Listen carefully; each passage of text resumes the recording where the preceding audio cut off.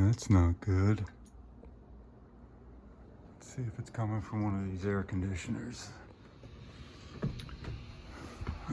All right. Whoa. This floor is very soft. All right, we are just above where that leak was.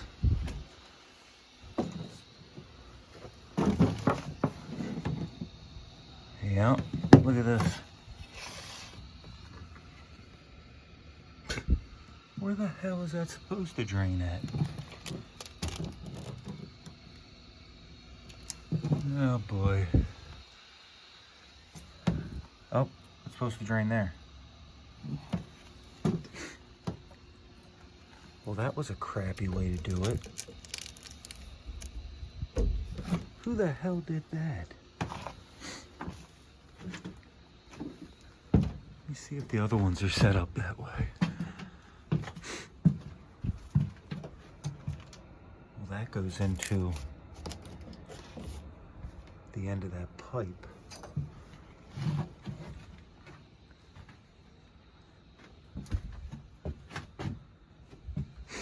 There's another one down here.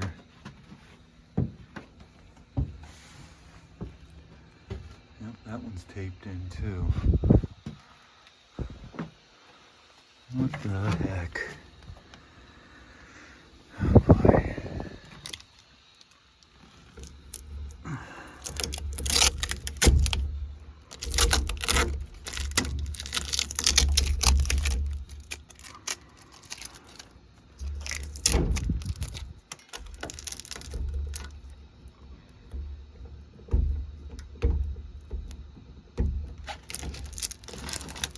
It's definitely just tape. There was no fitting there, so let's see what we can do.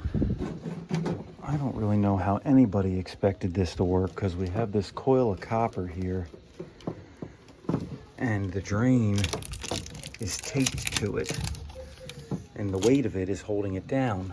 So when we put this in here,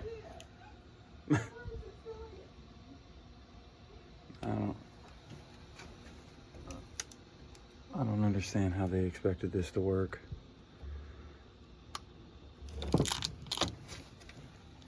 All right, let's show you what we got going on here now. So I took it out of there because I couldn't make it work there.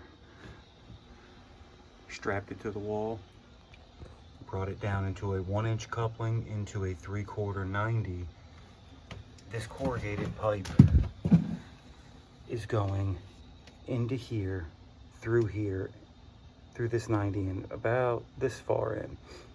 This corrugated doesn't go all the way into the 3/4, but it does. It's sticking in about this far, so there's no chance of it bubbling up through here. I would have put a corrugated to 3/4 fitting here, but I did not have one. So it's gonna drain here, and then ran a new piece of 3/4 to our condensate pump here. And we're just gonna abandon this. I'm gonna get a cap and probably cap it off. So that'll be that. And it works a lot better and it looks a lot better.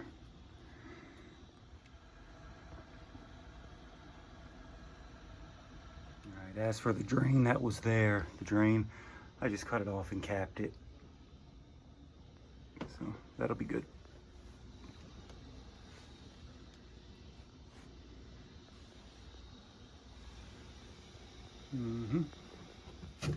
Everything's strapped to the wall using band iron.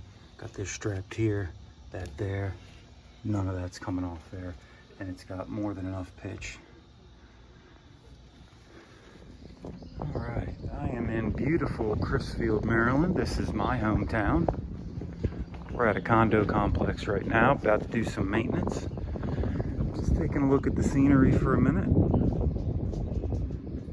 It's a big waterman town. A lot of crabbing, a lot of oystering. Right now is crabbing season.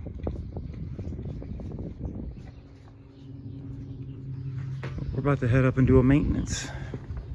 I'm a long-time customer. All right, just got here. This is kind of like a vacation rental type deal. I've been servicing this actual location for a very long time, through two owners actually. The owner that owns it now bought it from a guy that we did work for, and he kind of just carried the service over and has been using us for the past couple years. All right, so we got a York air handler here, an older one. This is original to the building. It was built in 2005. Any of you all that don't know, whenever you have a York serial number like this, I mean, sometimes you'll have 4 letters to start, and you do need to look up the day code for that. But whenever you have a York serial number like this that has letter, number, this 05 is the year it was manufactured. So if this said 23, it would be manufactured in 2023. If this said 113, it would be manufactured in 2013. So, yep, that 05, whatever letter is going to be there, and then 5. That's going to be your year. Weird way of doing it, but that is how they do it. All right, let's get this opened up and we'll take a look, make sure the coils are clean, and test it out. All right, let's have a look at this coil.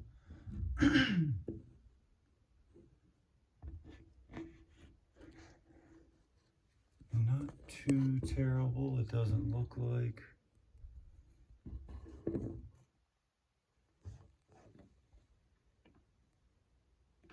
All right. We do have some pretty significant dust on the air intake here. So we'll try to get that cleaned off. A little bit of a weird return situation here. I'm not really sure why they did it like this, but you can see this is in a utility closet here, and this door is usually closed. You see, that door is usually closed. Well, they cut the return into the side here. Well, it's never going to breathe inside this closet. So what they did was they put a return grill there, and then they duct it over out into the living space here. So the idea of this is this whole closet is acting as a plenum, and the ductwork being in the ceiling there. Like I said, it works, but you know, it's not the best. I don't know why they did it like this. Maybe to conserve space so they could get the water heater in here too without having a piece of ductwork there. Well, that is the reason why they did it. But not the ideal situation, but it's worked. I've done work at a lot of other apartments in the same complex, and they've actually changed these units out by now. So this one's still hanging on. All right, we've got a 10 microfarad capacitor. Let's go ahead and test it.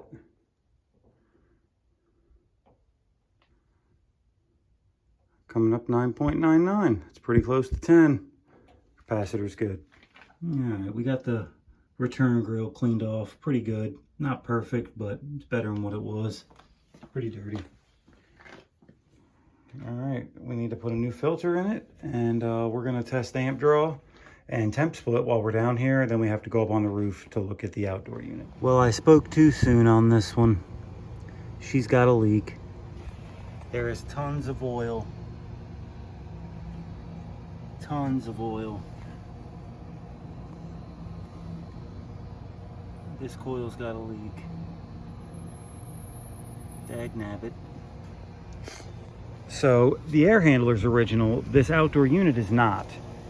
The data plate's missing off of it, but I believe this unit is from 2012 or 2013. See if I can get the serial number off the compressor. But yeah. The coil's given up. That's a bummer. I'm not gonna even, you see all that oil? I'm not even gonna fool with giving them an option on replacing this coil. We're gonna go ahead and offer them a system replacement quote. Yeah, it's tough breaking customers the bad news. like I said, that's just a vacation rental, but he's on every 6-month maintenance plan. Go out there, take a temp split. Only got like a 7-8 degree temp split, and I'm like, oh man. Go up on the roof. That's the first thing I see is all that oil all over the side of the panel there, and yeah, the condenser coil is leaking. So I emailed our Nordyne distributor just to see what a coil is and how much it would cost to put a coil in it for them with 422B. And then we'll give him an option on replacing it also, replacing the whole unit, and just let him make the decision. Of course, you know, putting a coil in it comes with the warnings that we give them. Look, R22 system, you're putting a coil in an already 10-year-old system that's matched up with a 18-year-old air handler. So, you know, but you gotta let them make the decision. You give your customer options, let them make the decision at the end of the day. So, all right, we got another no cooling call we're about to head to right now. So let's see what that's about. All right, I got one right here not running. I think it's 7.5 tons. Yep, 090. So we're gonna take a look. I've already been inside, the air handler's running, but outdoor unit's not. So let's see what's going on. First things first, do we got power? Now I think we do have power because the air handler was running. And with these larger units, it gets its 24 volts from the outdoor unit. So it's probably got a G call. All right, we got 209, 209, and 209. Okay, cool. Now, let's see if we have a call between common and Y. So we have common here and Y here. Okay, we do have a 24 volt call on Y. Next, we'll look and see where our Y call dropped out at. So we'll look at the board here, see if we have any flash codes.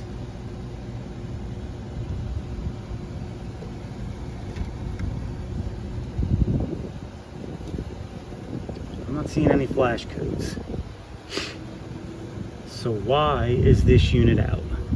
Let's poke around a little bit with the meter and see where we're losing our 24 volts on our Y call at. All right, what I'm gonna do here is I'm gonna check my pressure switches first. So even though this looks yellow down here, it's actually an orange wire. And that comes up to here. One goes to this relay, which I've pulled off. The other one goes here, which connects to this red wire. So we're gonna tone this out real quick and see what we got. I got one side hooked up there, let's hook up the other side. All right, so it's not the high pressure cutout switch. All right, these two blue wires eventually go to this pressure switch here, which is the low pressure switch.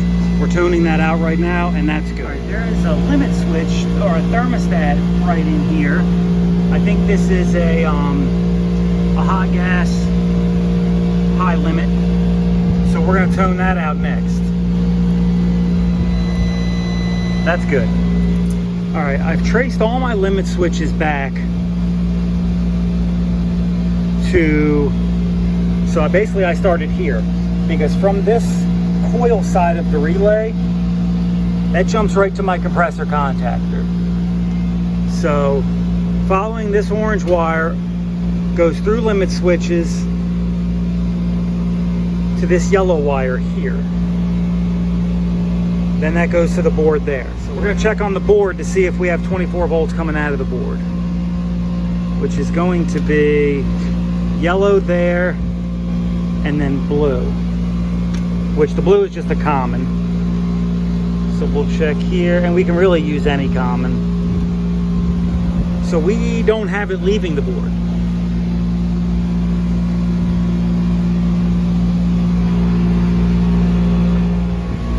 All right, I reset power to see if we can get this thing to come on. I don't know if I had a fan drop out or it's out on low pressure. I know I do have holding charge. I already checked that. So I do have holding pressure. So we're gonna let it start up and see what it does. All right, I do have a call again now after resetting. Unit still hasn't came on though. I'm gonna give it a couple more minutes to see if this board has a delay, and then we'll go from there.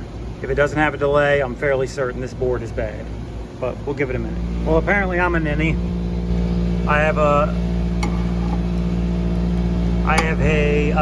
tripped transformer, so let's reset that now.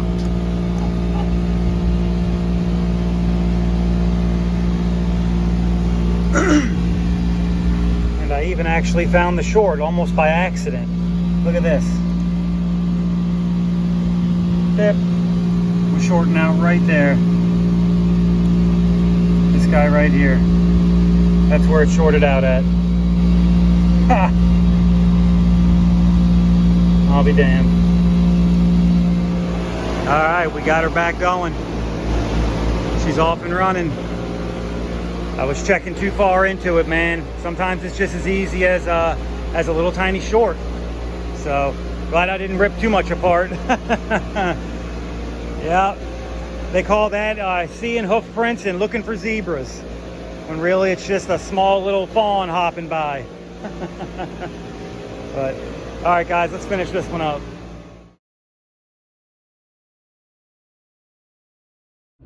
Yeah, guys, sometimes it's a lot easier than we make it out to be. You know, sometimes we want to dig into it and find something crazy, but it's usually something pretty simple. So, but I had another call on me today, but I have a doctor's appointment I got to get to, so a coworker's going to run that one, and I'm very appreciative for it. So, but all right, guys, that's going to be it for this one. I am like right on the cusp of 1,000 subscribers, and I really appreciate every single one of you all. Looks like I posted my first video on April 4th, and here it is June 13th, and I've already almost hit 1,000 subs, so I really appreciate each and every one of you guys. And once I hit 1,000 subs, I can get monetized, and I can take all the money from that and then put it towards the channel, you know? Try to improve and do things better. So, all right, guys, if you haven't done so already, please give me a thumbs up, and I'll catch you guys on the next one.